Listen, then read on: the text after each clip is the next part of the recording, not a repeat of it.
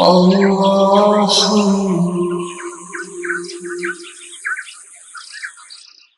من الشیطان الرجیم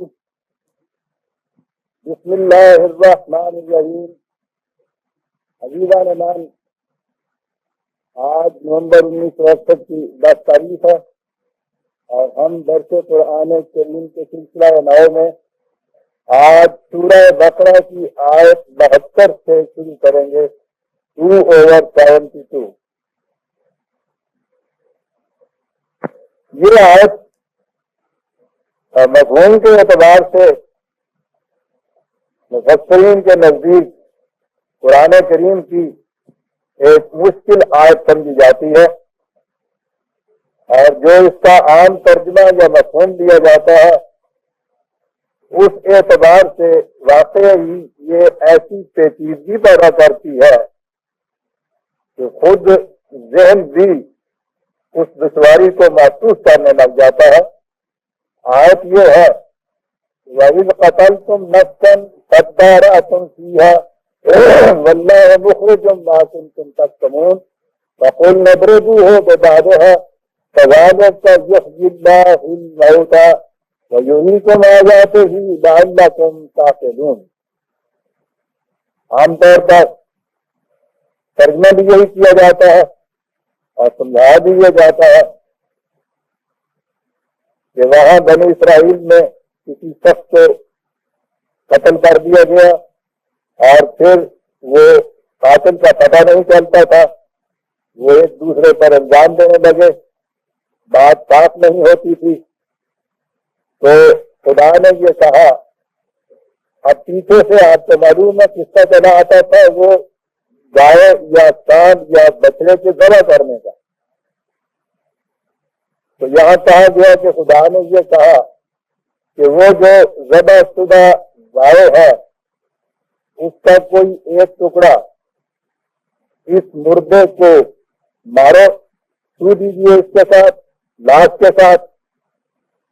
تو وہ جب ٹکڑا اس سے چھوا تو وہ مردہ زندہ ہو گیا، اور زندہ ہو کے اس نے بتا دیا کہ میرا قاتل کون ہے، اور یہ بتانے کے بعد وہ پھر مر گیا. یہی اس کا ترجمہ کیا جاتا ہے، یہی اس کی تفسیر بتائی جاتی ہے، اور کہا یہ جاتا ہے آگے یہ ہے کذالک یحیی اللہ الموتیٰ، اس طرح سے خدا مردوں کو زندہ کر دیتا ہے. اب آپ دیکھیے کہ اس واقعہ میں اگر یہ اس کا یہ مفہوم دیا جائے اور تفسیر یہ بیان کی جائے تو اس میں آپ دیکھیے کہ ذہن کو کتنی دشواریاں پیش آتی ہیں. گائے یا بیل کو ذبح کیا گیا، اس میں کوئی تقدس نہیں، کوئی خاص بات نہیں. وہاں یہ چیز کہی گئی کہ ہم نے صرف یہ کہا تھا کہ گائے کو یا بچڑے کو ذبح کر دو، تو انہوں نے خود ہی اس میں باریکیاں نکال کے کہا کیا رنگ ہوگا، کیا عمر ہوگی، اتنی سی بات ہے. یعنی اس میں پھر خصوصیت ایسی نہیں ہے کہ جس خصوصیت کی بنا پر یہ کیا جائے، اور اگر ہوگی تو آگے یہ چیز کہ ایک مردہ ہے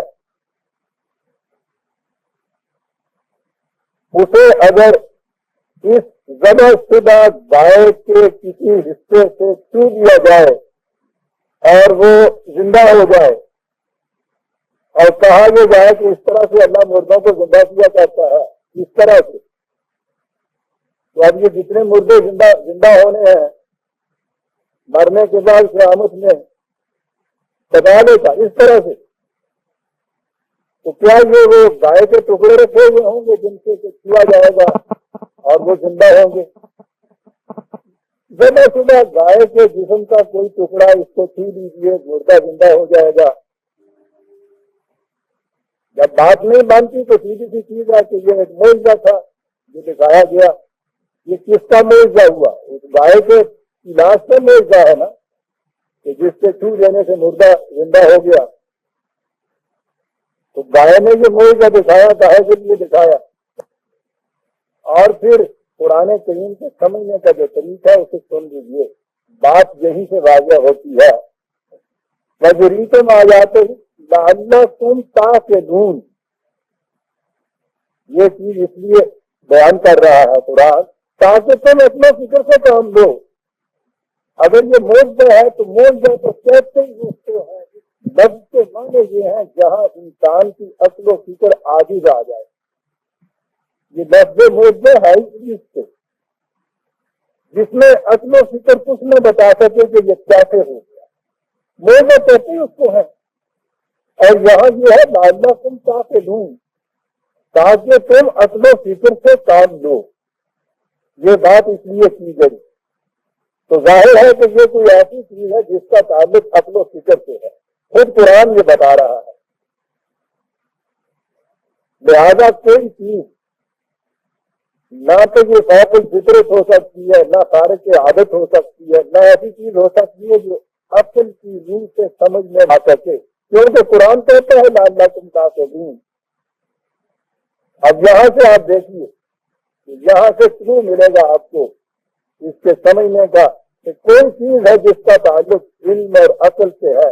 کوئی ایسا طریق ہے کہ جو علمی طور پر فطری طور پر کچھ اس قسم کی چیز جو ہے جو کی گئی اور وہی چیز ہے جس کی طرف قرآن نے یہاں اشارہ. اب اس تمہید کے بعد آئیے رب کے مضمون کی طرف. پیچھے سے جو بات چلی آ رہی ہے وہ یہ تھی کہ شرک کی وجہ سے تمہارے قلب کی گہرائیوں میں اس معبود باطل کی محبت جاگزین ہو چکی ہوئی تھی جسے مصر کا خان کہا جاتا ہے، بیل کہا جاتا ہے. شرک کو تمہارے دل سے نکالنے کے لیے یہ چیز کی گئی کہ تمہارے اپنے ہاتھوں سے اس کو تباہ کرایا گیا. شرک سے کیفیت کیا ہو جاتی ہے انسانوں کی؟ جیسا کہ آپ کو معلوم ہے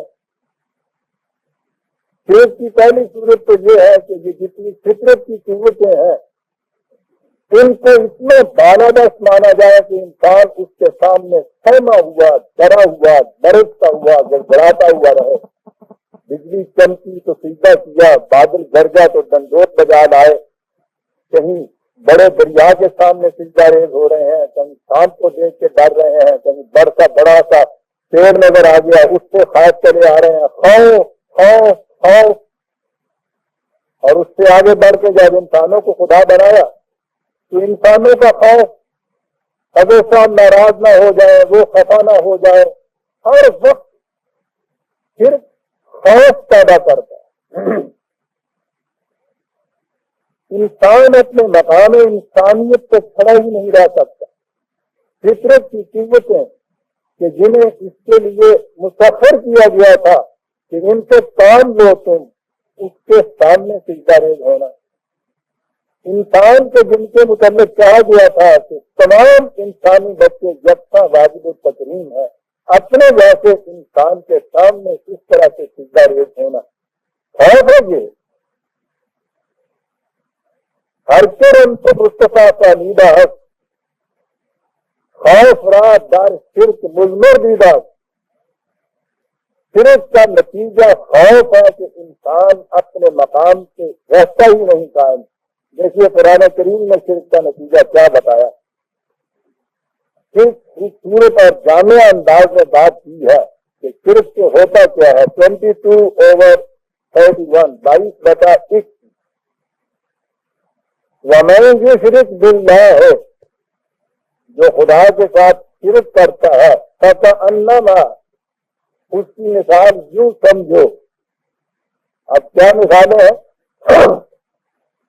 فَكَأَنَّمَا خَرَّ مِنَ السَّمَاءِ کیا بات ہے. جیسے انسان آسمان کی بلندیوں سے زمین کی پستیوں پہ آ گئے. کیا بات قرآن کر جاتا ہے صاحب. مقام انسانیت اتنی بلندیوں کے اوپر جب جھکا تو غیر کے آگے نہ من تیرا نہ تان.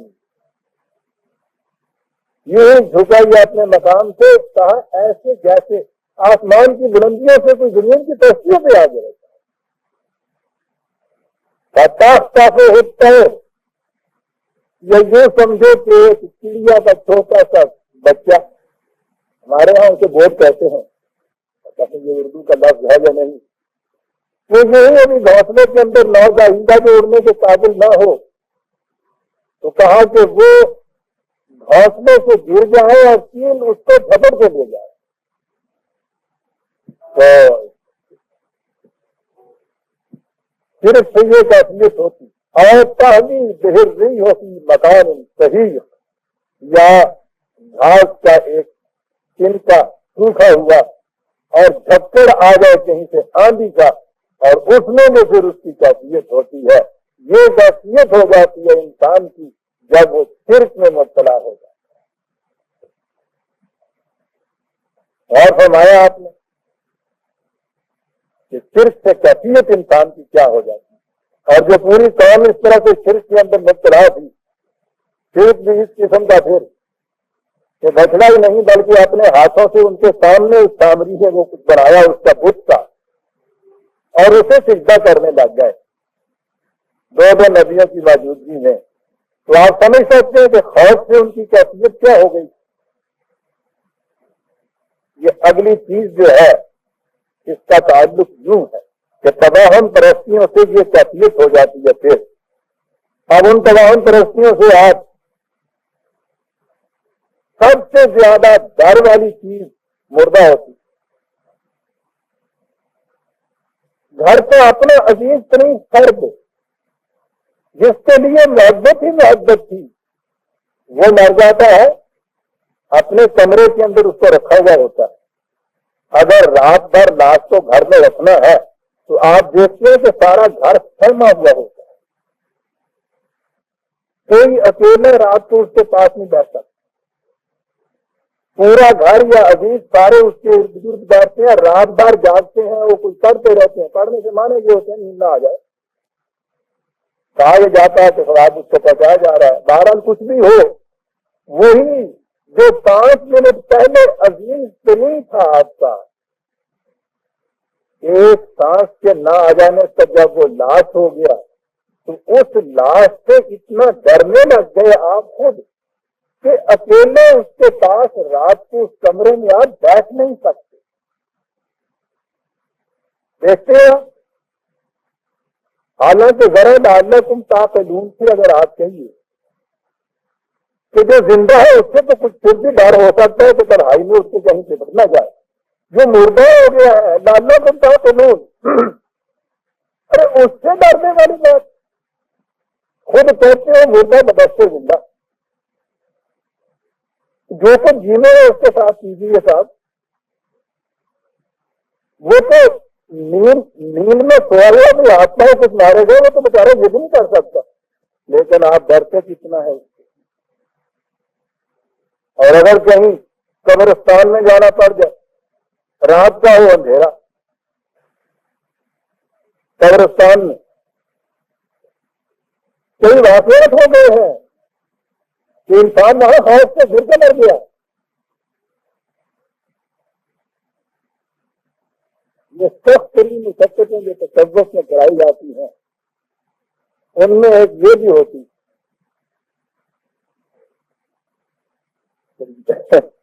کس سے یاد آ جاتی ہے کہ یہ کچھ کرایا جاتا ہے.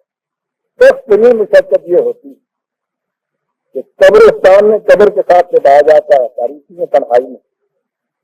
اسے کہتے ہیں کہ تشکل قبول ہو رہا ہے. ہم نہیں سمجھتے تھے کرتے تھے اور پتہ چل رہا ہے کہ اپنے اندر کا ڈر میں اسے کچھ دکھا رہا ہوتا ہے اندر.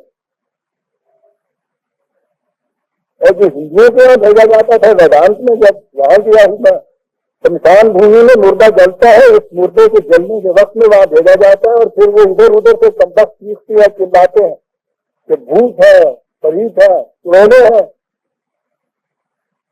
مردہ شروع سے ہی آپ دیکھیے انسان کے دل میں اس کے لیے خوف ہوتا ہے. قتل ہو گیا قاتل کا پتہ نہیں چلتا. معلوم ہے کہ یہ قوم کتنی خوف زدہ ہو رہی ہے. اب ایک نفسیاتی تدبیر ہے اس کی. کہا یہ گیا ان سے کہ جن کے شدہ ہے ان میں سے ایک ایک کو اندر بھیجو اور اس لاش کا کوئی حصہ ہاتھ پاؤں کوئی اٹھا کے اس کے جسم کے ساتھ لگاؤ جو قاتل ہوگا وہ خود بخود اس کے چہرے سے پتا چل جائے گا. سائیکولوجیکلی آدمی یہ چیزیں کرتے ہیں. یہ مجرموں کی پہچان اب تو اتنا سائیکولوجیکلی یہ کچھ بتانا شروع کر رہے ہیں. وہ تو یہ جو نبض کی بیٹنگ ہے نا، اس سے معلوم کر دیتے ہیں کہ جو جھوٹ بول رہا ہے یا سچ بول رہا ہے. آپ نے سنا ہوگا کہ کس سے کہ صاحب آپ کو ایسے حالات ایجاد ہو گئے ہیں جن سے پتا چل جاتا ہے کہ جو سچ بولتا ہے یا جھوٹ بولتا ہے. وہ ہوتا کیا ہے؟ ان چیزوں سے انسان کے اعصاب کے اوپر ایک اثر پڑتا ہے. اعصاب کے اثرات سے جتنا اندر آتے ہیں جو فزیکل مشینری ہے اس کے اوپر اثر پڑتا ہے. ڈر سے آپ دیکھتے ہیں کہ چہرے ایک رنگ پھٹ ہو جاتا ہے، نبضیں چھوٹ جاتی ہیں، غصے سے تمتما اٹھتا ہے چہرہ، دل کی دھڑکن تیز ہو جاتی ہے، دوران خون تیز ہو جاتا ہے. نبض سے آخر کیے تو آپ دیکھیے کہ وہ فرنٹیئر میل کی رفتار سے چل رہی ہوتی ہے. یہ اثرات مرتب ہو جاتے ہیں انسان کے اوپر، پسینے آ جاتے ہیں، چھوٹ جاتے ہیں، یہ کیفیت ہو جاتی ہے. پہلی دفعہ جب کسی نے کوئی حیرتی کی ہو، جھوٹ بولتا ہو، سامنے آپ سے آئے اور آتا نہ ہو، اس کو ابھی جرم کا چھپانا عادی نہ ہو چکا ہوا ہو، تو آپ دیکھیے اس کی کیفیت کیا ہوتی ہے. یہ ایک نفسیاتی طریق تھا معلوم کرنے کا. اور ایسی قوم کے جو پہلے اس طرح خوف زدہ ہو رہی ہو، اور لاش کے معاملے میں تو آپ جانتے ہیں کہا کہ جب یہ چیز تھی ان کی کہ پتہ نہیں چلتا تھا. بات یہ تھی واللہ مخرج ما کنتم تکتمون، جو وہ چھپاتے تھے کہ کس نے یہ جرم کیا ہے، اس کے اظہار کے لیے ایک طریق یہ ان کو بتایا گیا. اب سوچئے کہ آج تو یہ بات عام ہو گئی ہے کہ سائیکولوجیکلی نفسیاتی طور پہ اس طرح سے مجرموں کی شناخت ہو سکتی ہے. اس زمانے میں تو ابھی یہ چیزیں عام نہیں تھیں. اس زمانے میں یہ سجیسٹ کیا گیا کہ یہ کیجیے، ایک ایک ان میں سے بلاتے چلے جاؤ اور مردے کا حصہ جسم کا اس کے جسم کے ساتھ چھوڑا. آپ دیکھیے کہ کس قدر کیفیت پیدا کر دی سائیکولوجیکل پہلے ہی اس کے لیے. چاہے وہ تو اس کو تو ویسا گیا ہوگا تو جو قاتل ہوگا. اب جب یہ کہہ دیا کہ جو قاتل نہیں ہے اسے کچھ نہیں ہوگا، تو قاتل تو کمرے میں اندر آتا ہوا نظر آئے گا اس میں. اور اس کیفیت سے کہ لاش کا ہاتھ لگنے سے یہ پتہ چل جائے گا، نفسیاتی طور پہ بہت مؤثر ہوتا ہے یہ. لیکن یہ وہاں ہوتا ہے جہاں پہلے کوئی خوف زدہ ہو گیا ہو. تو کہا یہ کہ اس کا طریق یہ ہے کہ نظر دو ہو بے دادہا، اس میں ذائقہ کچھ نہیں ہے. نظر دو ہو بے دادہا، بے دادہا وہ جو لاش ہے اس پر کوئی حصہ ہے. نظر بو ہو یہ جو ایک ایک کر کے اندر مجرم بنائے جا رہے ہیں، یا ملزم جو ہے جن کے اوپر صبح گزرا ہے، خبردارات نے بتا دیا کہ صبح گزر رہا تھا، ایک دوسرے کے اوپر وہ ڈال رہے تھے، تو ان میں سے لاؤ اور یہ ایک نفسیاتی تنقید کرو. کرانے کا یہ زندہ ہوتا یہاں آ کے پھر وہ اصل میں دشواری پیش ان کو آئی کہ اس طرح سے خدا مردے سے زندہ کرتا. یہودی کے معنی انہوں نے ایک ہی لیے زندہ کرنا. وہاں تھے واللہ مخرج ما کنتم تکتمون، جو اللہ ایک بات کو ظاہر کر دے گا جسے جو چھپاتے ہیں، اظہار کے معنی تھے. اور عربی زبان میں یہ جو جسے ہم حیہ کہتے ہیں اس کے معنی کسی خفیہ بات میں اظہار کے لیے ہوتے ہیں، ظاہر کر دینا، واضح کر دینا، نمایاں کر دینا. دشواری یہ ہوتی ہے کہ یہ ایک ہی معنی اس کے دیتے ہیں، زندہ کر دینا. تو یہ زندہ کر دینے کے معنی اگر ایک ہی دیے جائیں گے تو پھر تو یہی چیز ہوگی. لیکن دیکھیے تو صحیح کہ اس لغت کے اندر ان عربوں کے ہاں یہ لفظ کن کن معانی میں استعمال ہوتا تھا. بڑے چیز ہے عزیزان مان، اور جہاں سے یہ بات سمجھیں گے کہ قرآن نے بار بار یہ کیوں کہا کہ یہ قرآن عربی مبین میں نازل کیا ہوا ہے، عربی زبان میں نازل کیا ہوا ہے. یہ کیا ضرورت پیش آئی؟ بظاہر نظر آتا ہے کہ یہ چیز کی تجنم کی ہے. انگریزی کی کتاب میں اگر لکھا ہوا ہے کہ یہ انگریزی زبان کی کتاب ہے تو آپ کہیں گے کہ صاحب وہ تو زبان کی کتاب ہے، وہ تو وہ علیم القدیر ہے خدا. اس میں بتانا یہ تھا کہ اس کتاب کو سمجھتے وقت اس زبان کا خیال رکھا کرو کہ اس زبان میں وہ الفاظ کس طرح استعمال ہوتے ہیں. یہ اس میں کوئی الگ تھلگ بات نہیں ہے کہ قرآن کے الفاظ کے کچھ اور معنی ہیں، عربی زبان میں ان الفاظ کے کچھ اور معنی ہیں. اور آپ کو پتا ہے کہ سارا خلجان ساری پیچیدگیاں اس طرح پیدا ہوئی ہیں کہ عربی زبان کے اعتبار سے ان الفاظ کی اور معنی لیے جاتے ہیں، اور جب قرآن کی طرف آتے ہیں تو ان کے معنی وہ لیے جاتے ہیں جو کسی طرح سے کسی وقت میں متعین ہوئے چلے آ رہے ہیں. اور آپ نے یہ اعتراض تو کم از کم میرے خلاف عام طور پہ سنا ہوگا کہ صاحب قرآن لغت کی مدد سے سمجھ میں نہیں آ سکتا. قرآن خود کہہ رہا ہے کہ عربی مبین میں لسان عربی کے اندر میں ایک کتاب ہوں، اس زبان کو سمجھنے کے لیے بہرحال آپ کو لغت کی ضرورت ہوگی، پھر قرآن کی ضرورت ہوگی کہ اس نے کیسے ان بات کو استعمال کیا. بھائی کیوں نہیں سمجھ میں آتی کہ صاحب وہ قرآن جو ہے نا تو قرآن کی زبان اور رہتا ہے. وہ قرآن کہہ رہا ہے کہ عربی مبین ہے. یہ قرآن سمجھنے کا طریقہ یہ ہے عزیزان من، محاورہ عرب اور خود قرآن میں دوسرے مقامات کے اوپر جس طرح استعمال کیا ہو کسی شخص وہ سامنے رکھیے بات صاف ہو جاتی ہے. جیسا کہ میں نے دربا میں آپ سے کہا تھا کہ اس کے معنی یوں مارنے کے نہیں ہے. کوئی مختلف لغت اٹھا کے دیکھیے 50 نے اس طرح سے دیے ہوئے ہوتے ہیں. انگریزی زبان میں آپ دیکھیے، میں نے اس دن کہا تھا کہ میٹ یا میٹ کا لفظ لے لیجیے ڈکشنری کے اندر، پھر دیکھیے کتنے معنی اس کے نظر آتے ہیں. آپ خود سٹرائک کا لفظ آپ لے لیجیے، آپ دیکھیے تو پھر کتنے معنی اس میں آتے ہیں. اب ان میں سے کوئی ایک معنی لے کر کسی نے لیا کسی کا ایک معنی، آپ کہیں گے کہ نہیں صاحب بس یہی ہے، اس سے دوسرا معنی نہیں لیا جا سکتا. کیوں نہیں لیا جا سکتا؟ دیکھیے تو صحیح محاورہ عرب میں اس کے معنی کتنے لیے جاتے ہیں. ان میں سے دیکھیے کون سا معنی فٹن کرتا ہے قرآن کی پوری تعلیم کے ساتھ، قرآن کے دوسرے مقامات کے ساتھ. یوگ اللہ موتا قرآن میں ایک جگہ نہیں آیا، 20 مقامات میں آیا ہے. دیکھیے تو صحیح ہر مقام پہ وہاں سچ مچ کے مردے کو سچ مچ زندہ کرنا مراد لی جاتی ہے، یا اس حیات و موت کے کچھ اور معنی بھی لیے جاتے ہیں. وہ تو زندہ انسانوں کو یہ کہتا ہے استجیبوا للہ والرسول اذا دعاکم لما یحییکم، اے انسانوں خدا اور رسول کی آواز سے لبیک کہو جو تمہیں اس چیز کی طرف بلاتا ہے جو تمہیں زندگی عطا کرے. زندہ انسانوں سے کہہ رہا ہے. اس زمانے کے لیے دیے جائیں گے کہ قبرستان میں جا کے یہ آواز دینی ہوگی. آپ میں نے مثال کے طور پہ یہ بات کہی، زبان میں دیکھیے کہ کوئی لفظ کیسے استعمال ہوتا ہے. زندہ قومیں ہم روز کہتے ہیں، مردہ قومیں روز کہتے ہیں، چلنے پھرنے والی قوموں کو مردہ قومیں کہتے ہیں. بہرحال ربط مضمون سے اور بعدما تم تعقلون نے جس طرف اشارہ کیا کہ اصل و فکر کی روح سے جو بات سمجھو کہ کیا کہی گئی ہے، اس میں نہ خرچ عادت کوئی چیز ہے، نہ پاک فکر کوئی چیز ہے، نہ کوئی موجودہ ہے. اور موجودہ پھر اس گائے کی لاش کا موجودہ اندازہ لگائیے. اور اگر وہ گائے کی لاش اپنے اندر یہ خصوصیت رکھتی تھی کہ مردے کو زندہ کر دے تو پھر اگر انہوں نے اس کو پوجا تھا تو ان کا قصور کیا تھا. دیجیے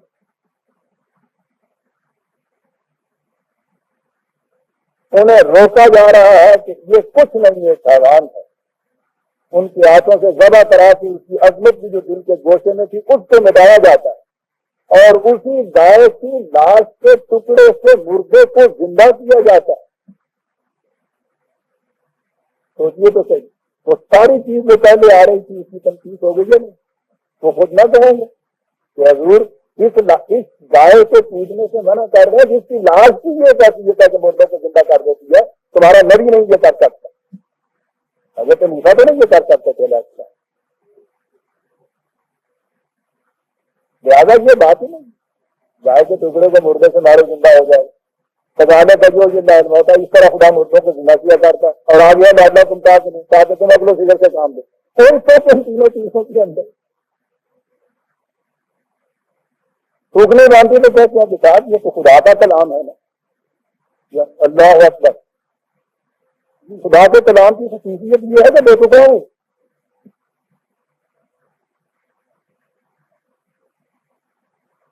جینے سے جب خدا ہے سبحان اللہ تعالی عما یصفون، بہت بلند ہے. بڑی بارت کتاب، اس میں تو کوئی ایک حرف بھی ایسا نہیں معاذ اللہ جس کے متعلق کہا جائے کہ اس میں کچھ نہیں ہے، لعلکم تعقلون۔ لیکن جہاں دین کے معاملے میں پہلے قدم پہ یہ کہا جائے کہ صاحب شرع میں دو چیزوں کا کوئی دخل نہیں ہوتا، شرع میں شرم کا دخل نہیں، شرع میں عقل کا دخل۔ ہاں شرم سے بے عقل ہونا چاہیے، کہا ہو لعلکم تعقلون۔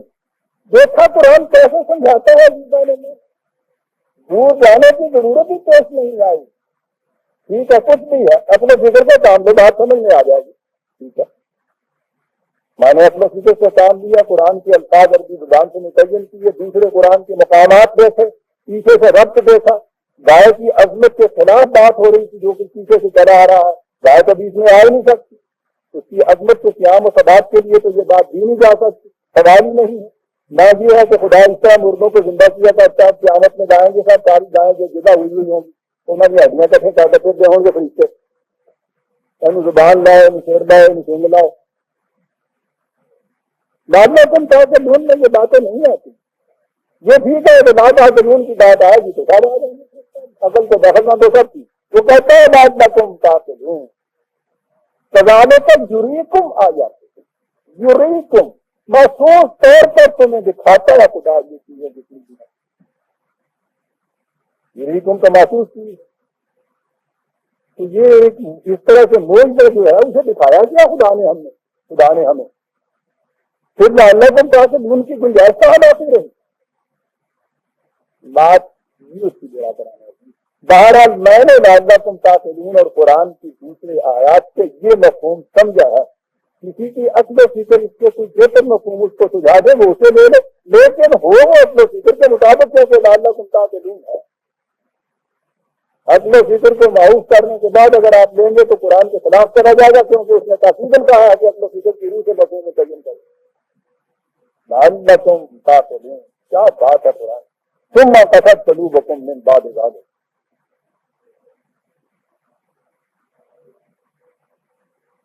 بات میں سے بات یاد آ گئی، یہی جو چیز تھی نا، اس طرح سے خدا زندگی عطا کرتا ہے۔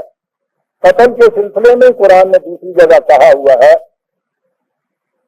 کہ قاتل کو تلاش کر کے متعین کر کے اسے جرم کی سزا ضرور دو، اس لیے کہ وَلَكُمْ فِي الْقِصَاصِ حَيَاةٌ يَا أُولِي الْأَلْبَابِ، تمہارے لیے قصاص میں مجرم کا تعاقب کر کے اس کو اس کے جرم کی سزا دینے میں اے صاحبان عقل و بصیرت تمہارے لیے زندگی کا سامان ہے۔ اس کے اندر یہاں پھر حیات کا لفظ آیا ہوا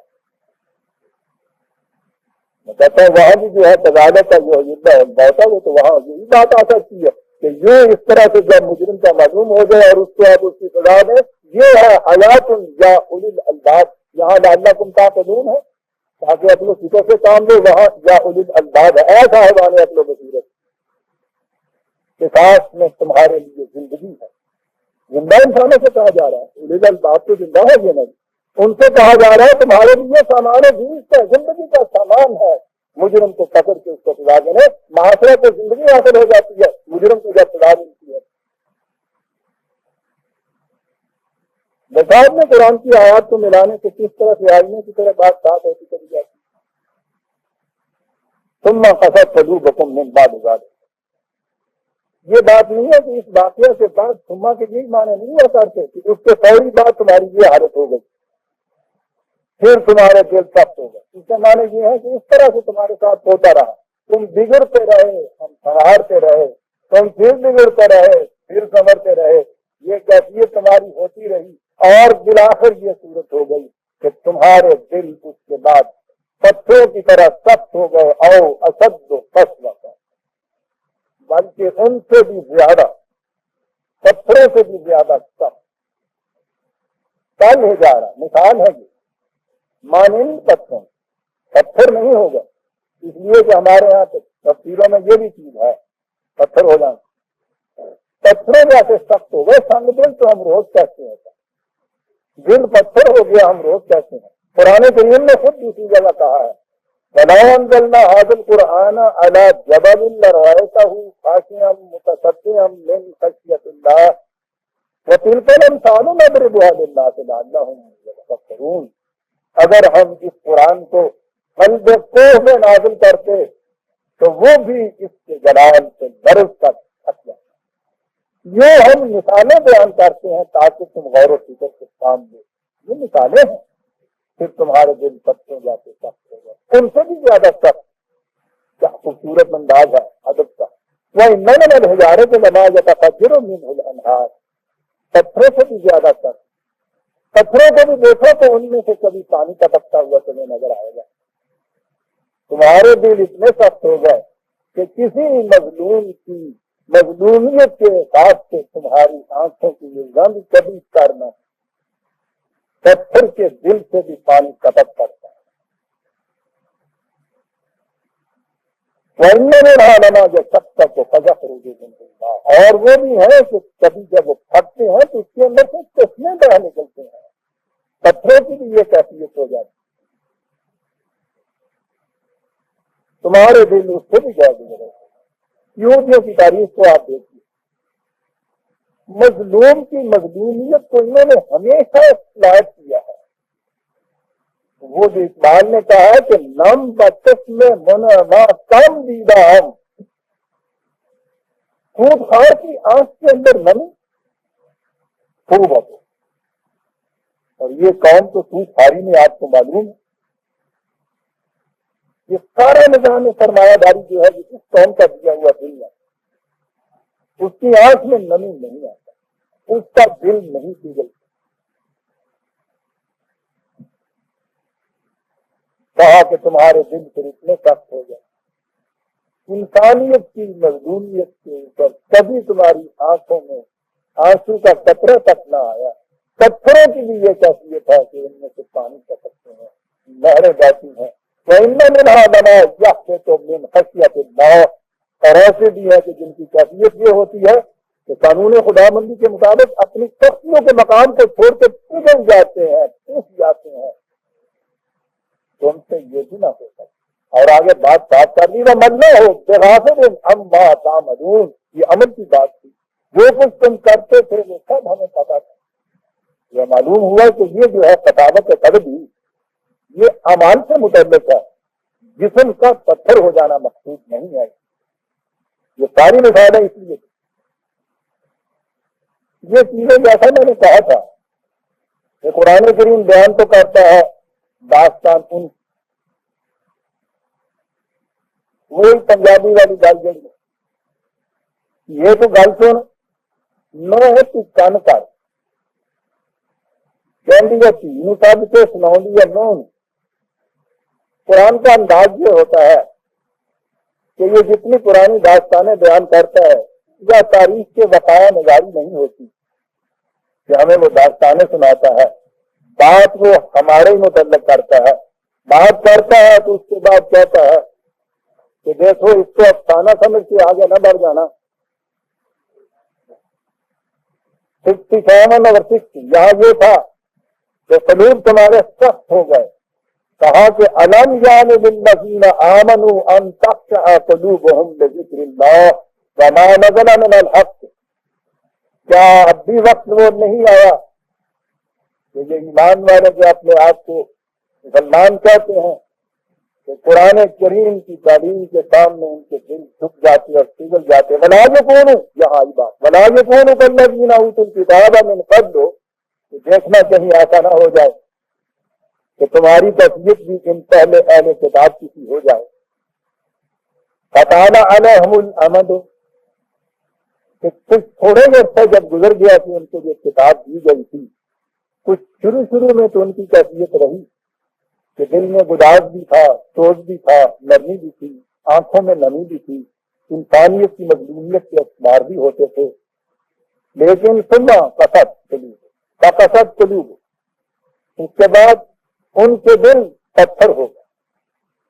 دیکھنا یہ دیکھو ولا یکونوا کالذین اوتوا الکتاب، بات جو وہاں کہی تھی کہ تمہارے دل پھر اس طرح سے پتھر ہو گئے، یہاں کہا ہے کہ اے جماعت مومنین، اے مسلمانوں، دیکھنا کہیں ایسا نہ ہو جائے شروع میں ابتدان ان کی بھی یہ صورت تھی کہ وہ نرم دل تھے، تھوڑا سا عرصہ گزرا تو اس کے بعد پھر وہ تنگ دل ہو گئے۔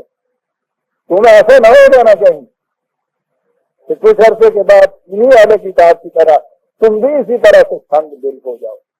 یہ تنگ دلی کیا تھی؟ وَكَثِيرٌ مِّنْهُمْ فَاسِقُونَ، یعنی یہ راستہ جو ہے جس کی پر تمہیں ہم لے جائے جا رہے ہیں، جس کے اندر تمہاری نشو و نما ہونی ہے، اس کو چھوڑ کے دوسرے راستوں کی اوپر چلے۔ اور یہاں پھر آیا اعلموا ان اللہ یحیی الارض بعد موتہا قد بینا لکم الآیات لعلکم تعقلون۔ دیکھو بنجر زمینوں کو کس طرح سے زندگی ہم عطا کرتے ہیں، کیسے زندگی عطا ہوتی ہے بنجر زمین؟ پہلی چیز تو یہ ہے کہ اس سے بارش ہے، لیکن بارش سے ہر زمین سے تو زندگی نہیں ہوتی۔ ایک اور بھی شرط ہے کہ زمین کے اندر یہ صلاحیت ہو نمو کی پیداواری کی، بارش کا پانی زمین کی صلاحیت دونوں کے ملنے سے زندگی ہوتی ہے زمین کو حاصل۔ کہا جو ہمارا ابر کرم جسے ہم وہی کہتے ہیں یہ تو برستا چلا جائے گا، تمہارے قلوب کی زمین کے اندر بھی یہ صلاحیت ہونی چاہیے کہ اس کو اپنے اندر جذب کرو اور اس میں سے پھر نئی نئی دنیا پیدا ہوں۔ یہ سب یہی لڑتا حیات و موت کیسے جہاں آئی ہے، لعلہ تم تعقلون، وہی الفاظ یہاں آئے ہوئے، اپنے فکر سے کام لو۔ جو زندگی میں عطا ہوا کرتی ہے، لیکن اگر تم نے اپنے دلوں کو پھر یوں ہی پتھر کر لیا جیسا انہوں نے کیا تھا تو پھر یہ زندگی حیات نو عطا نہیں ہوگی۔ دونوں شرطیں اسی لیے کہا کہ اللہ ہو بغافل عما تعملون، تمہارے اعمال سے وہ باخبر ہے۔ یہ اسی کا نتیجہ تھا کہ تمہارے دل کس طرح سے سخت پڑ گئے۔ اس کے بعد خطاب کیا گیا ہے پھر جماعت مومنین سے جو اس دور میں تھی رسول صلی اللہ علیہ وسلم کے زمانے، افتطمعون ان یؤمنوا لکم، کہا کہ کیا تم ان سے توقع رکھتے ہو کہ یہ ایمان لے آئیں گے؟ دائی کے لیے عجیب صورت ہوتی ہے، وہ اس کو اتنی حرص ہوتی ہے جسے ہم کہیے اس معاملے میں، اتنی تما ہوتی ہے کہ کوئی ایک ہی ان میں سے غلط راستے کو چھوڑ کے صحیح راستہ اختیار کر لے۔ یہ نہیں ہوتا کہ اس نے کل الیکشن لڑنا ہے، وہ سمجھتا ہے مجھے ووٹ مل جائے گا، اس کا تو اپنا اس میں کوئی فائدہ نہیں ہوتا۔ وہ ان کو بچانے کے لیے ایک طبیب مشرق کی طرح دل گدازیوں اور جگر سوزیوں سے کام لیتا ہے، آخر دم تک کوشش کرتا رہتا ہے۔ قرآن کریم میں رسول میں سے خدا کو کہنا پڑا کہ ارے بابا خدا کے لیے اپنی یہ حالت میں کر دو کہ ان کے غم کے پیچھے آ بھی مر جاؤ، تمہاری تو کیفیت یہ ہو رہی ہے کہ تمہارا دم گھٹ رہا ہے کہ یہ کیوں نہیں صحیح راستے کی اوپر آتے۔ کہ مشکل یہی کرتا ہے، وہ گاڑیاں لیتے ہیں، پتھر مارتے ہیں، یہ اس کے لیے دعائیں کرتا ہے۔ کہا کیا تم ان سے توقع رکھتے ہیں؟ بات بڑا انداز کہنے کا، ان سے توقع رکھتے ہیں کہ یہ صحیح راستہ اختیار کریں گے؟ کون سا یہ سے لوگ، کیا جرم تھا جو ان سے توقع نہیں رکھی جا سکتی؟ فقد كان فريق منهم يسمعون كلام الله، ان کی کیفیت یہ ہے کہ یہ خدا کی کتاب کو صرف سنتے رہتے ہیں۔ بڑی چیز کہہ دیا خدا، انہوں نے کہہ دیا، نو نے کہہ دیا۔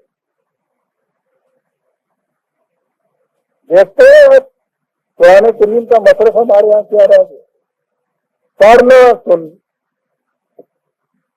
تو کیفیت یہ ہے ان کی، سنتے رہتے ہیں۔ ثم يحرفونه من بعد ما عقلوا وهم يعلمون، اور پھر ان میں سے یہ گروہ جو عمل کی صلاحیت کا وہ جانتا بوجھتا پھر اس کے اندر تعریف کرتا ہے۔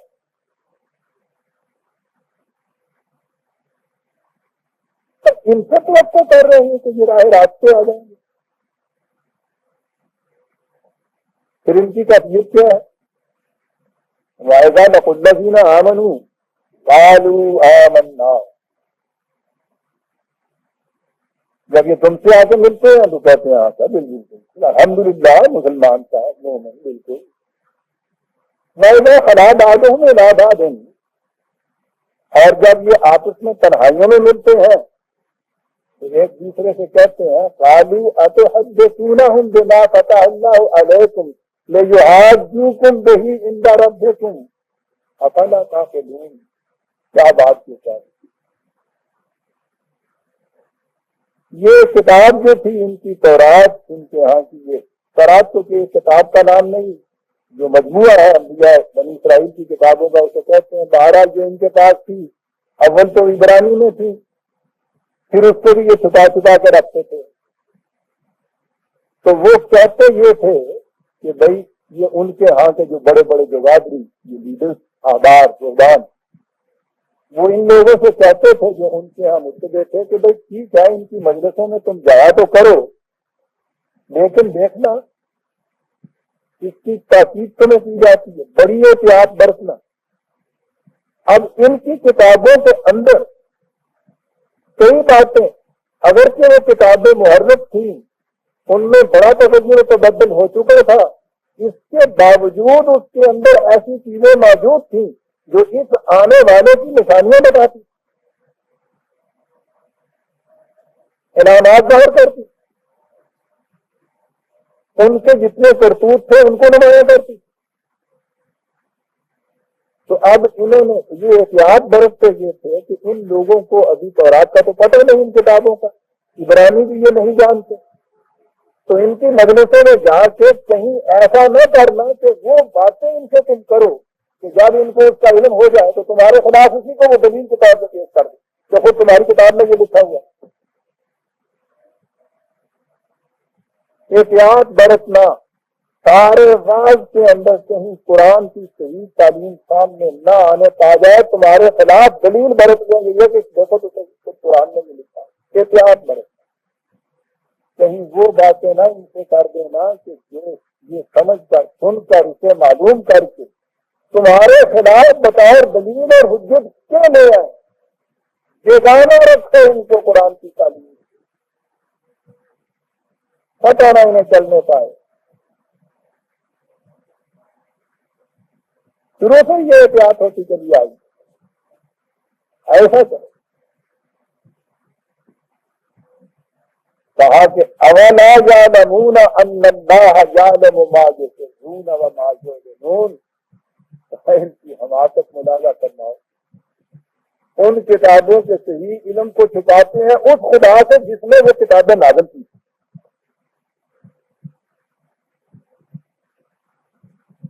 یہ رسول خود تو کچھ کہتا نہیں، اس کے متبعین اپنی طرف سے کچھ نہیں کہتے۔ اب یہ جو چیزیں چھپا رہے ہیں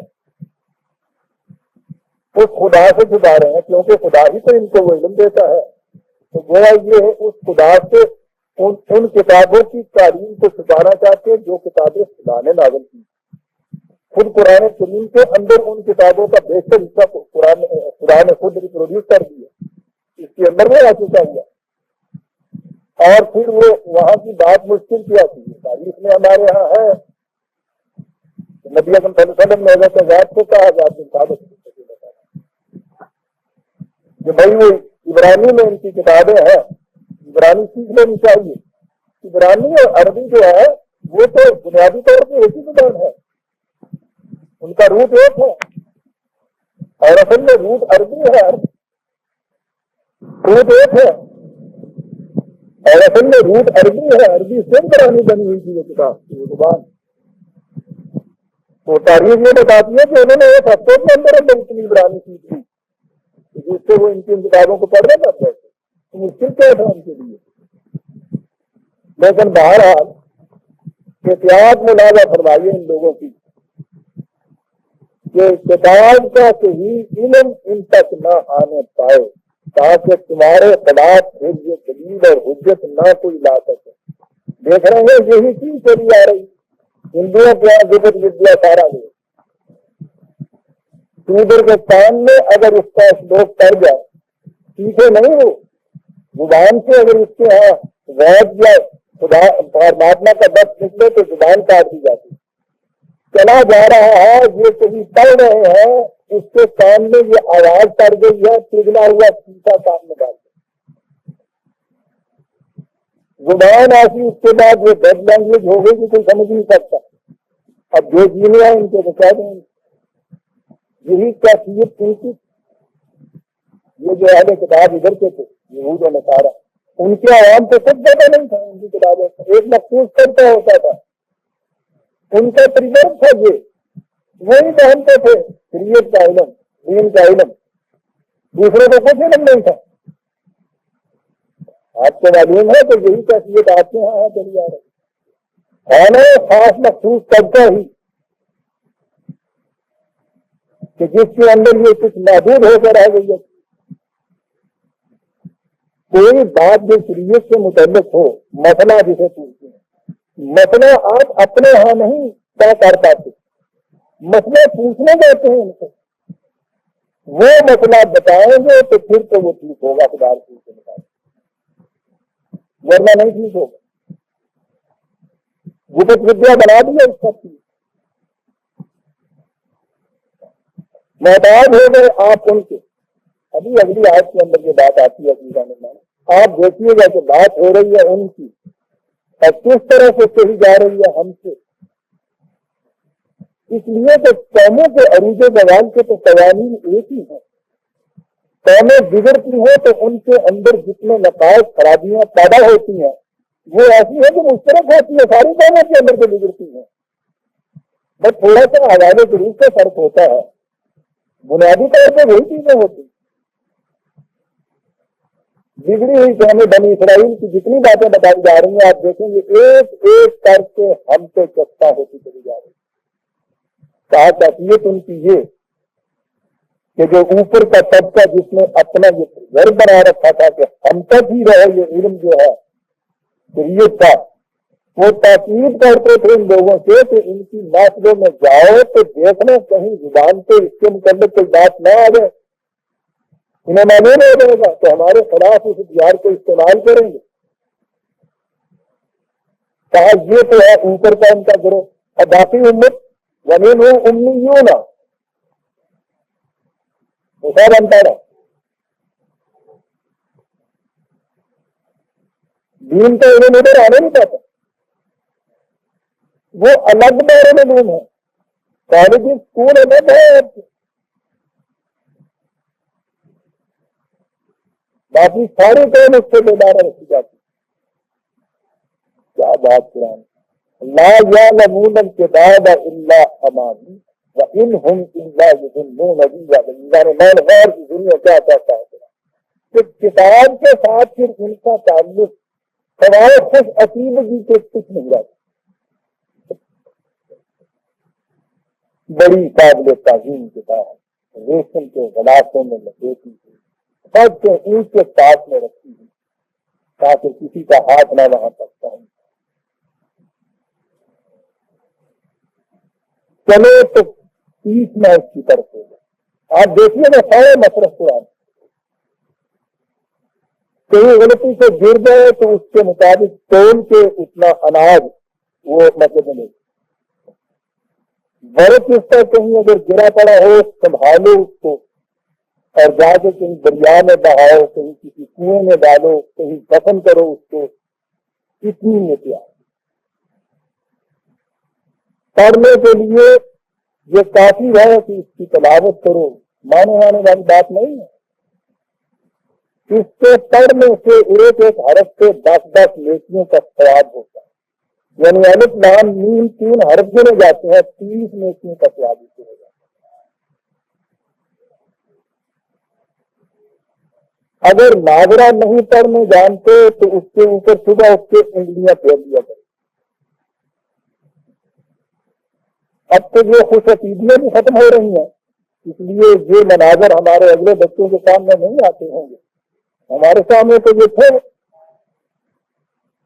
یہ انتڑوں کا انگلیاں پھیرنا، اور جو ناظرہ پڑھنے والے ہیں صبح کے وقت اس کے انتظار میں اس کی تلاوت کرتے ہیں بڑی خوش عقیدگی سے. لا یعلمون الکتاب الا امان. اپنی ہی آرزو ہے، اپنے ہی خواہشیں، اپنے خود فہمی ہے، اپنے خود عقیدے ہے، اس کتاب کے اندر سے ابھر کے ان کو بجاتے دیتی چلی جاتی تھی، اور کچھ زیادہ نہیں کتاب میں کیا کتنی بڑی خوش عقیدگی ہے جب وہ رکوع پڑھ لیتی ہیں ہمارے یہاں جو پڑھ لیتے ہیں تو اس کے بعد کتنا بڑا اطمینان اس کے بعد ہو جاتا ہے۔ اللہ امان پرانا عزیزان من دل کے بہلانے کو غالب کیا خیال امان خود پیدا کردہ آرزو ہے جس سے انسان کو خود فریبی ہو جائے، یہ میں نے خود پیدا کردہ آرزو ہے جس سے خود فریبی ہو جائے، نہ آرزو ہے جیسے نہ وہ اطمینان قلبی صحیح، اس کی کوئی سبب نہیں ہے کہ ایک حرف سے اس کے بعد نیکی کا سواد پیدا ہے، خود وجہ کردہ ایک اس کے متعلق آرزو یہ کر لینے کے بعد خود کرے گی مل گیا، یعنی اس کا بھی کوئی ثبوت تو ہے نہیں ہے، کوئی تمہارے سامنے رجسٹر ہے جس کے اندر سے آپ نے یہ کیا، یا کوئی بینک کی کتاب ہے جہاں آپ نے بھیج کے کہہ دیا کتاب دیکھیے آپ کی یہاں درج ہو گئی یا نہیں، اور فرمایا وہ کہتا ہے کہ یہ چیزیں تھیں اس سہارے سے آگے چلتی رہتی ہے، دیکھیے کوئی سہارا اس کا نہیں، شاید آپ کے لیے ویریفائی کرنے کا کوئی طریقہ ہے نہیں کہ ہو گیا ہے سوال مل گئی ہے نیکیاں 10 نیکیاں، کیسے یہ چیز چلتی کیسے ہے، ان کو قیاسات کی وادیوں کے اندر یہ پھیرتے رہے، وہ آج ہی ہے نا یہ علی جان قرآن حق کے مقابلے میں وہ قیاس لایا، دم لایا، حق کہتے ہیں کسی ٹھوس حقیقت کا محسوس طور پہ سامنے آ جانا، ظن ہوتا ہے تو صرف تخمین اور قیاس ہوتا ہے، ٹھوس چیز انداز سے وہ سامنے چیز نہیں آتی، کہتا ہے کہ یہ پھر جب آپ غور کیجیے کہ اس قدر اتنی کمزور چیز جس کے لیے ساری عمر آپ ویریفائی نہ کر سکتے کہ کچھ ہو رہا ہے یا نہیں ہو رہا ہے، عزیزان من کبھی آپ نے یہ سوچا جب یہ کہتے ہیں کہ صاحب اس سے ثواب ہوتا ہے کہ صاحب ان سے پوچھ لیں کہ صاحب اس کی روز اس کا کیا ہے کہ ہو رہا ہے مجھے کیا کرو ہوتا خیال ٹھیک ہے تمہیں یقین ماننی ہوگی، امان یا پہلی چیز جھوٹی آرزویں پیدا کرتے ہیں، خود فریبی میں مبتلا رہتے ہیں، چلتا ہے سلسلہ قیاسات کی اوپر، اور فرمایا بگڑی ہوئی قوم جو مذہب پرست ہوتی ہے اس کی کیفیت کیا ہو جاتی ہے، کتاب موجود ہے کتاب کے ساتھ تعلق یہ رہ جاتا ہے، باقی رہا یہ محمد کے ساتھ کتاب سے دو گیا سواب تو تم کہتے ہیں نا کہ مطابق شریعت تمہیں ہر بات کرنی چاہیے، مجھے تو بڑی ضروری چیز ہوگی کتاب سے تو یہ تعلق ہمارا، اب یہ کیسے معلوم ہو کہ اس معاملے میں کیا کرنا چاہیے، وہ کہتے ہیں اس کے لیے ہمارے پاس ہے ہم بتائیں گے، بچہ پیدا ہوا ہے پیدا ہوتے ہی وہ چیز کے لیے روتا ہے، کیڑے مارے جاتی حلال ہے تو یہ چیز جو ہے اس کے لیے حرام ہے جب تک وہ آگے کام میں اذان نہ دے،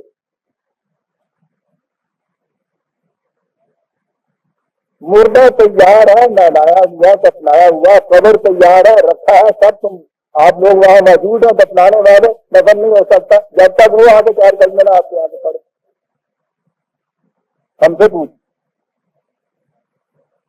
اچھا جی پوچھا بھی تو پھر کیا ہے تم کتاب کو بتا دیتے قرآن کو کھول کے اس میں یہ لکھا ہوا ہے، کہتے نہیں فوائل للذین یکتبون الکتاب بایدیہم، عزیزان مان بڑے غور سے سنیے کیا باتیں آ رہی ہیں، یکتبون الکتاب بایدیہم کرتے کیا ہے اس الکتاب میں سے نہیں کوئی چیز تمہیں نکال کے دکھاتے، خود بدلے لکھتے ہیں اپنے ہاتھ سے لکھتے ہیں، بھائی ہو سکتا تھا نا کہ اپنے ہاتھ سے لکھا ہوا اگلا پوچھ لے کے ساتھ تانوں کیوں چاہیے بنا دیتا ہے؟ تمہارا لکھا ہوا میں کیسے مان لوں کہ یہ سند ہے، یہ حجت ہے، یہ دین ہے، یہ خدا ہے؟ کیا سکتا ہے؟ اگلی بات ہے عزیزان مان،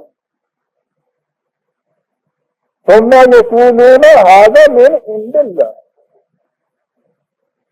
اپنے ہاتھ سے بدلے لکھتے ہیں، کہتے ہیں کہ یہ ہے تمہارے خدا کا فرمان. کبھی نہیں کہتے کہ یہ میری بنائی ہوئی شریعت ہے، یہ میرا فیصلہ. خدا و رسول کے احکام ہم تمہیں دے رہے ہیں. دیکھ رہے ہیں بات کیا چلی جا رہی ہے. قوم کو رکھا جاتا ہے امی. نادرا پڑھو، اپنے فکر سے کام لے تو وہ 2 دن کے بعد آدمی 2 دن میں برادران عزیز 5 منٹ تک کوئی بچہ ایسی کتاب نہیں پڑھ سکتا کہ جس کی زبان وہ نہ سمجھتا ہو. آپ پڑھ کے بتا دیجیے، کیجیے گا کوشش کیجیے گا.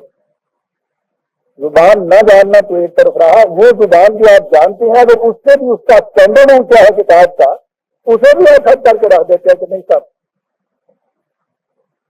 سارے نہیں سکتے. یہ کس سہارے سے یہ چیز کرائی جاتی ہے کہ زبان بھی نہیں سمجھتا، کچھ پتہ نہیں چلتا، صبح اٹھتا ہے روز پڑھتا، تلاوت اگر ناغا ہو جاتا ہے سارا دن زمین ملامت کر. کس سہارے سے؟ اللہ امانی ہے.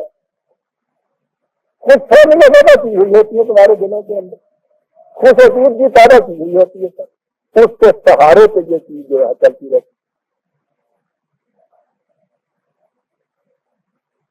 اور یہ جو ہے اس قسم کے قیمتوں کے پل جن کے اوپر سے ہاتھی گزارے جاتے ہیں، یہی خود پیدا کردہ خام آرزوئیں کے سہارے پہ کیسے چلتی ہیں. جب بھی تم وہ آگے پوچھتے ہیں ان کو قیاسات کی وادیوں کے اندر لے جاتے ہیں. کیوں یہ سب کچھ کیا جاتا ہے؟ تم انہیں بیگانہ رکھو، انہیں بیگانہ کیا، محتاج ہو گئے ہمارے پاس آنے کے لیے. ہر بات جو ہے اس سے ہمارے پاس آگے پوچھیے آگے تو یہ نہیں کیا کہ قرآن کھول کے بتا دے کہ اس میں یہ لکھا ہوا جب تبون الکتاب بیادیہم، اپنے ہاتھ سے پھر وہ حکم لکھتے ہیں. اس کا نام فتویٰ ہوتا ہے. جب یہ دیکھتے ہیں کہ صاحب اعتراض ہو جائے گا کہ آپ کو کہاں سے حاصل ہوگی یہ صنعت سما جو کون ہے نا راجا میں نہیں ملتا. کہتے ہیں یہ خدا کا فرمان ہے، شریعت حق، ارشاد خدا بندی، خدا اور رسول کے فیصلے، اور جب تبون بیادیہم لکھتے ہیں اپنے ہاتھوں سے، کہتے ہیں خدا رسول کا حکم. یہ چل اسی طرح کرتا ہے برادران عزیز.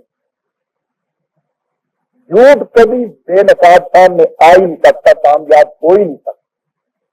ان سے کہیے کہ بڑے سے بڑا بھی ان میں سے ہو وہ یہ کہے کہ صاحب یہ میرا حکم ہے جا کے مانو، ایک شخص نہیں مانے. یہ کہہ کے منوانا ہوگا کہ یہ خدا و رسول کا حکم. تو آج یہ پیدا ہوتا ہے کہ یہ اتنا لمبا چوڑا بکیرا کرتے کیوں ہے؟ کاہے کے لیے یہ اتنی بڑی تدبیر ہے؟ یہ چاہیے عزیزان من، ایک جھوٹ کو نبھانے کے لیے آپ دیکھیے کتنا کچھ کرنا پڑتا ہے. یہ کیوں کرتے ہیں؟ موٹیویشن کیا ہے؟ مقصد کیا ہے؟ دنیا عزیزان من یشترو بہی ثمنا قلیلا، روٹی کا سوال ہے. دیکھتے ہیں سارا مسئلہ معاشی.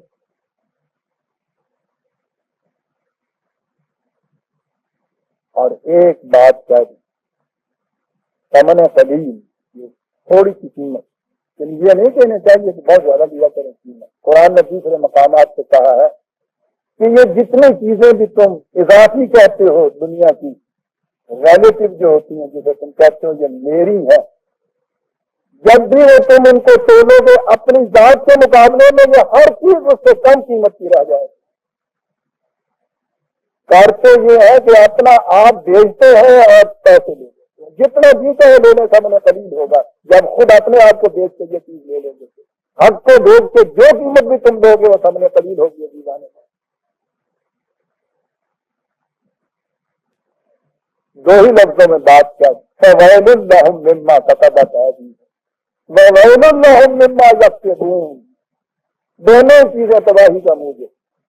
جو لکھا اپنے ہاتھ سے خدا کی طرف منسوخ کیا وہ ان کو تباہ کر دیا، جو اس سے کمائی کی انہوں نے وہ ان کو جہنم میں لے گئے.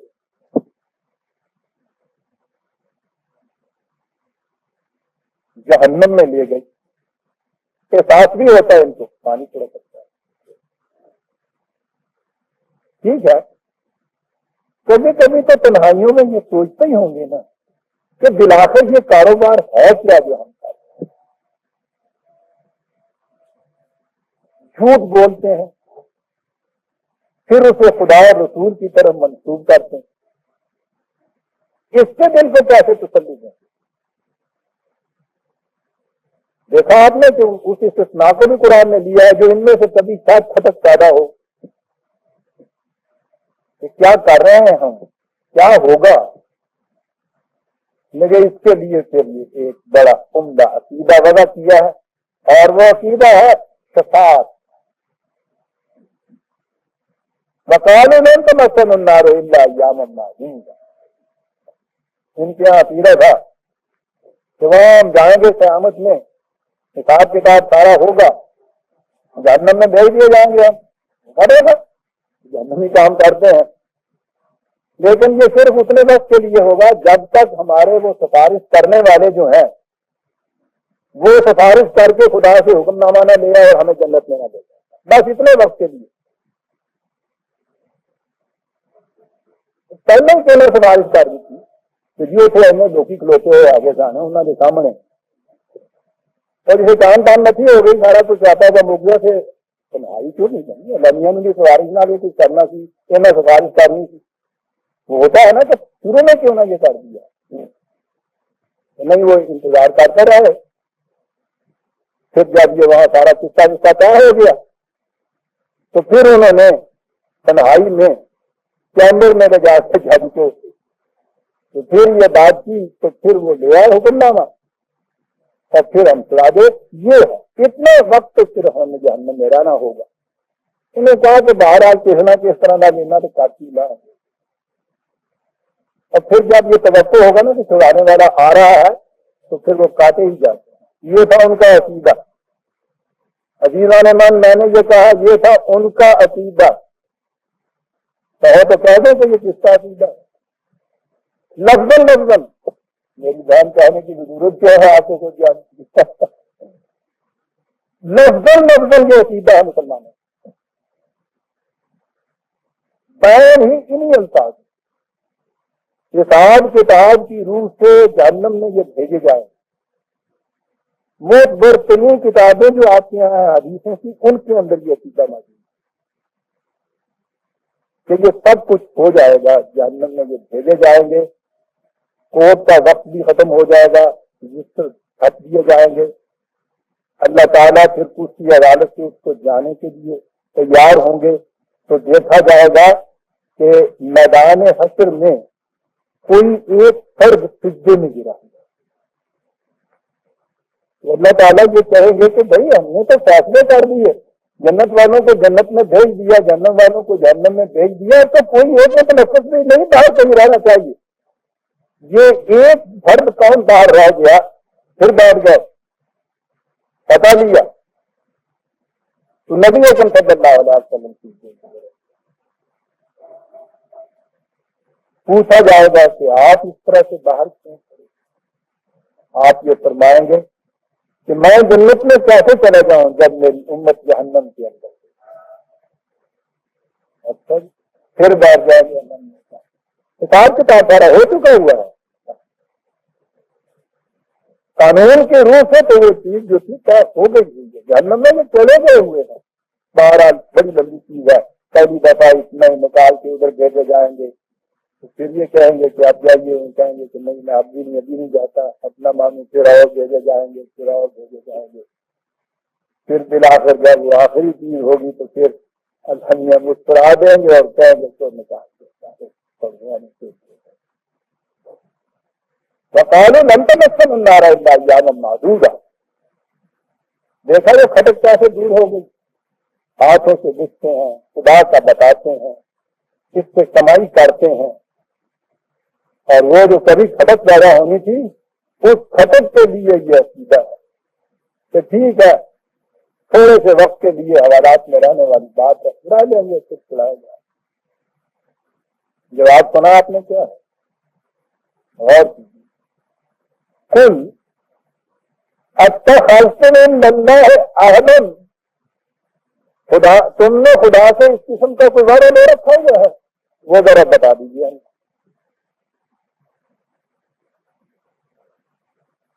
وعدہ لے رکھا ہے تو فَلَن يُخْلِفَ اللَّهُ عَهْدَهُ، کہ ٹھیک ہے خدا وعدہ خلافی نہیں کیا کرتا، لیکن میرا یہ بتا دیجیے کہ تم نے جو خدا سے جو وعدہ دیا تھا وہ کہاں ہے؟ کیا خدا سے تم نے کوئی وعدہ لے رکھا ہے؟ کتنی بڑی چیز معنی کہنے کے لیے ہے نا، وعدہ نہ کہنے کا کہ خدا اس قسم کے وعدے کیا کرتا ہے جو تم کرتے۔ وعدہ لے رکھا ہے تو ٹھیک ہے، جو وعدہ خلافی نہیں کرتا، لیکن اس قسم کا وہ وعدہ تم نے اس سے لے رکھا ہے، وہ اس قسم کے وعدے دے گا؟ ابھی بات آ جاتی ہے ام تقولون اللہ ما لا تعلمون، یا جہالت کی بنا پہ یہ چیزیں خدا کی طرف ایسی منسوخ کرتے ہیں جن کا تمہیں علم بھی نہیں، کہ قانون مقافات عمل کے اندر اس کی کبھی گنجائش نہیں ہوا کرتی۔ تمہاری اپنی کیفیت یہ ہے کہ جب کبھی ایسا کوئی افسر آ جائے جو سفارشوں سے کام کرے، تم روز اس کے متعلق آ کے کہتے ہو کہ یار صاحب آپ کو یہاں قانون کی مٹی کلی ہوتی ہے، یہاں تو کام سفارش سے چلتا ہے، جس کی سفارش ہو گئی وہ بن گیا، جس کی سفارش نہیں ہے مارا گیا۔ کسی یہاں کے ایک حاکم کے متعلق تو تم یہ کہتے ہو جو سفارش کی بنا پہ یہ کرے، اور وہاں تمہاری کیفیت یہ ہے کہ انسانوں میں سے بزرگ ترین ہستی صلی اللہ علیہ وسلم اس کے متعلق یہ یقین رکھتے ہو کہ مجرم جو حساب کتاب کی بنا کے اوپر خدا کے قانون کے روح سے جہنم میں چلا گیا ہے، اس کو بتانے کے لیے رسول سفارش کر رہا ہے اور خدا سفارش کو مان کے جنت سے نکال رہا ہے۔ اللہ تعالیٰ کب وقت اتنا بھی تمہیں پتا نہیں، اور یہ وعدہ خدا دے گا تم، کیا بات ہے۔ اور یہ کچھ بیان کرنے کے بعد آپ کو پتا ہے قرآن سے وہ لاتا ہے اپنا عزیز وہ کا مسئول، سب کچھ بیان کرنے کے بعد کہا بنا سب بکواس ہے جو تم کرتے، سنو کہ حقیقت کیا ہے۔ من کسب سیئۃ وأحاطت بہ خطیئتہ، کسب سے کوئی بھی کیوں نہ ہو جس نے جرم کا ارتکاب کیا ہے، اور پھر کیفیت اس کی یہ ہو گئی ہے کہ اپنی اصلاح نہیں پوری کر لی، جھیل لیا ہے اس کی ناہمواریوں نے اس کو۔ من کسب سے کوئی بھی کیوں نہ ہو جس کی یہ کیفیت ہوتی ہے، فأولئک اصحاب النار، وہ جہنم کے اندر جانے والے۔ ٹھیک ہے، وہ کہیں گے ہم نے بھی کہا تھا کہ جہنم میں چلے جائیں گے، لیکن چند دنوں کی بات ہے، کیا یہ خدا کو لاجواب کر دیں گے؟ ہم فیہا خالدون، چند دن کی بات نہیں ہے، وہاں سے کوئی نکال نہیں سکتے۔ دیکھا یہ ہمیں موجودات کا جواب، ہم فیہا خالدون۔ اصول دیکھا برادر، بنا من کسب سیئۃ وأحاطت بہ خطیئتہ، من کے اندر آپ کو پتا کون کون آتے ہیں قرآن کی، جو کوئی بھی یہ کرے۔ قرآن کریم میں نبی اکرم صلی اللہ علیہ وسلم کی زبان مبارک سے یہ قرآن میں موجود ہے، کہا کہ ان سے کہہ دو کہ اگر میں بھی خدا کے قانون کی خلاف ورزی کروں گا تو میں بھی عذاب سے نہیں بچ سکتا۔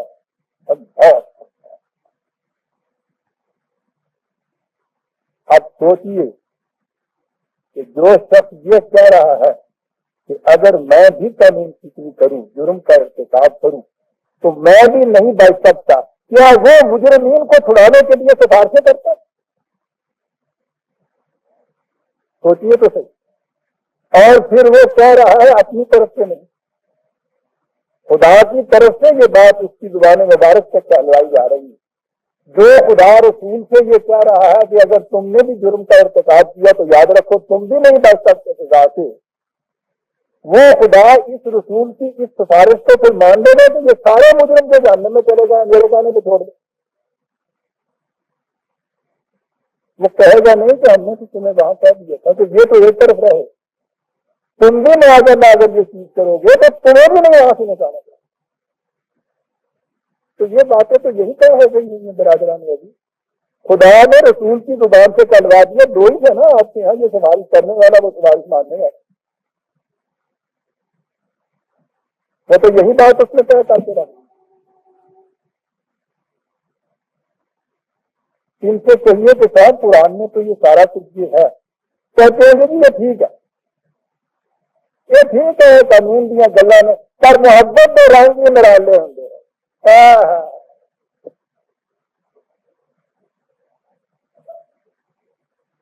کانے کی بدعتیب ریت کی ہندی ہے.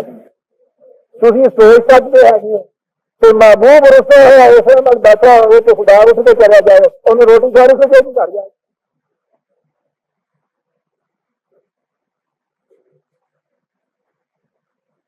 دیکھتے نہیں ہے کہ کس طرح مڑ کے دفتر تک گئے تو کچہریاں کھل گئی تو سارے بیٹھ گئے تو دفتر آ گئے. کیوں؟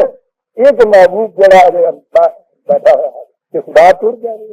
سانو پتہ ہی نہیں آگا کہ حبیب کے محبوب کے راز و نیاز کی ہوں ہے. تو پہلے کیوں نہ کر دیتا. لگا آ جڑیاں محبتیاں گلاں ہونیاں سن پھر کس طرح نہ ہوں بناؤ من کا سبا چاہیے، من کا سبا چاہیے. بڑھاؤ من کا سبا چاہیے. وہ احاطت نہیں خطیت فاولئک اصحاب النار ہم فیہا خالدون. کب پتہ ہوتا ہے انسان اس کے بعد نظر آ جاتا ہے کوئی راستہ نہیں ہوتا. معلوم ہوتا ہے یہ مایوسیاں اور افسردگیاں گھیر رہی ہیں اس کو. خدا والذین آمنوا وعملوا الصالحات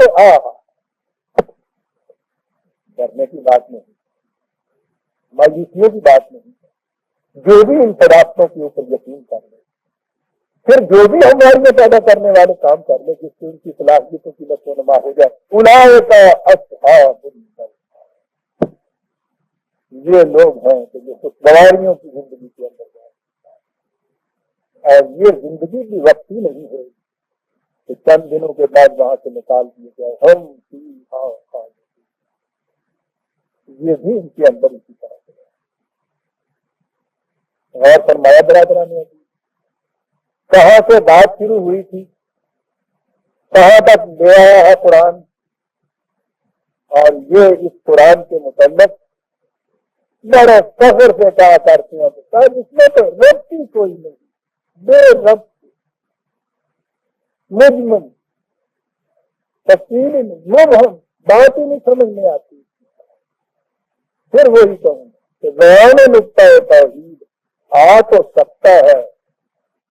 تیرے دماغ میں بت خانہ ہو تو کیا چاہیے. اور یہ بت خانے کیا ہے برادران عزیز ہمارے دماغوں کے اندر بتا دیے گئے. قوم کو امی رکھا گیا، اس کے دلوں کے اندر امانی جو ہے وہ کریٹ کر کے چلے جائے. فالتو جھوٹی آرزو، خوش عقیدگیاں، خوش فہمیاں، یہ ساری چیزیں ان کے دلوں کے اندر. جب کبھی آ کے انہوں نے کوئی پوچھی صنعت سے جس سے یظنون قیاس آرائیوں کے اندر ان کو لے گئے. ساری تباہی آپ کے یہاں کی وہاں سے قبری سے لے کے اس وقت تک برادران عزیز جو کچھ بھی ہے یکتبون الکتاب بأیدیہم ثم یقولون ھذا من عند اللہ کی تفسیر. کسی نے یہ کہا کہ پیش نہیں کیا کہ یہ میری تفسیر ہے. پہلی تفسیر آپ کے یہاں جو لکھی گئی امام طبری کی، سارا کچھ لکھا ہوا اس کی طرف سے مفسر کی طرف لکھا ہوا ہوتا تو کوئی جرم نہیں ہے. ایک شخص کے خیالات ہیں، دوسرے شخص کو حق حاصل ہے کہ اس سے انکار کر دے. یا کیا ھذا من عند اللہ. ہر تفسیر کے بعد یہ لکھا کہ یہ میری نہیں ہے، یہ رسول اللہ صلی اللہ علیہ وسلم کی تفسیر ہے. اس میں 4 آدمیوں کے نام لکھے. اب یہ امام طبری کی نہ رہی، ساری رسول اللہ کی ہوگی.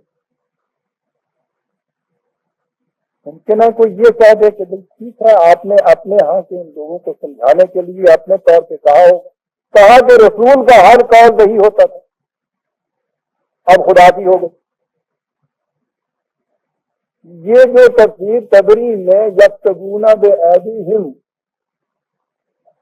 اپنے ہاتھوں سے لکھی، یقولون ھذا من عند اللہ، دیکھا کیسے ہو گیا؟ یہ تبری کی نہیں، رسول کی، رسول کا نام خدا کا قول ہوتا ہے، کیونکہ وہی کی دو قسمیں ہیں۔ اب جب یہ کہہ دیا گیا کہ جو کچھ اس میں لکھا ہے وہ خدا اور رسول کا ہے، اب اس کے بعد کون ہے یہ جرت کرنے والا جو یہ کہے کہ میں اس کے خلاف کوئی اس کی تفسیر کر سکتا ہوں؟ یوں ہی اس نے یہ کہا، سوال آ گیا کہ تم دے تو سمجھتے ہو قرآن سے، کہ رسول دے تو سمجھتا تھا؟ کون مسلمان ہے معاذ اللہ جو یہ جرت کرے کہ نہیں سر میں سبھی دے تو قرآن سمجھتا ہوں؟ توبہ توبہ توبہ، بس دلیل ختم ہو گئی۔ یہ ظلم، اس ساری عمارت کی بنیاد کیا ہے؟ قیاس۔ تبری کا قیاس 4 ہجری میں بیٹھ کے یہ تفسیر لکھی جاتی، کوئی ریٹن ریکارڈ پہلے موجود نہیں ہے۔ کہاں سے بات میں نے فلاں سے سنی، اس نے کیسے معلوم کیا؟ وہ کہتا میں نے اپنے دادا سے سنی، دادا بھی تو ابھی 200 سال ہوئے یا 150 سال ہوئے، انہوں نے اپنے پر دادا سے سنی۔ یہ سارے قیاسات ہیں نا، زن ہے نا۔ آپ دیکھتے ہیں کہ زن کے اوپر ساری چیزیں اس کی بنا پہ امانی کریٹ کی جاتی ہیں، قلوب کے اندر کتاب ان کے اوپر بند کر دی جاتی ہے۔ پھر جب تبونے میں ہے بھی اپنے ہاتھوں سے یہ سارا کچھ لکھا جاتا، بے نقاب ہو کے جھوٹ سامنے نہیں آتا، کہتا آدم من اللہ خدا کی ہے۔ اور اس طرح سے اپنے چیزوں کو خدا کی چیزیں بنا کر پیش کرنے سے یہ سارا کچھ ہو رہا ہے کاہے کے لیے؟ لیشتروا بہ ثمنا قلیلا۔ اور پھر یہ جو خطب کبھی پیدا ہونے کی تھی اس کے لیے یہ عقیدہ وضع کر دیا گیا کہ کوئی بات نہیں، چند دنوں کے لیے جہنم میں، پھر جنت کے اندر۔ بات ایسے ہو رہی تھی جیسے بنی اسرائیل کی داستان دہرائی جا رہی، اور آپ دیکھ رہے ہیں کہ ارے دن یہ تو اپنی داستان معلوم ہوتی ہے۔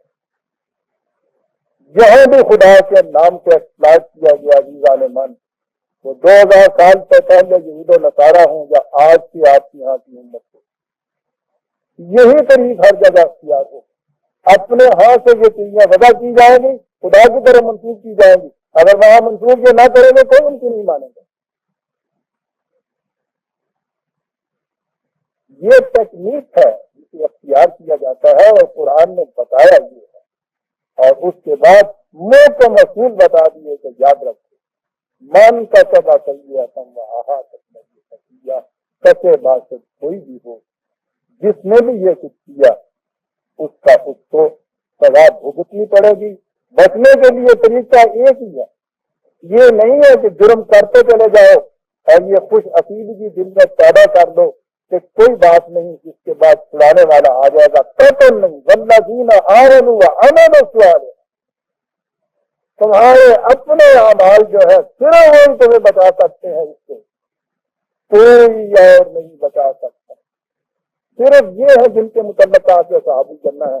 سوچیے تو صحیح کہ جن کے یہ اعمال صالحہ نہ ہوں گے ان کے ساتھ وہ صحاب الجنہ ہو سکے نہیں، یہ تو قرآن یہ کہتا ہے۔ اور جب پہلے کہہ دیا کہ ہم وعدہ خلافی نہیں کیا کرتے، تو وعدہ تو اس کا یہ ہے کہ من کا سبا سیئۃ وہ جہنم میں، الذین آمنوا وعملوا الصالحات صرف یہ جنت میں۔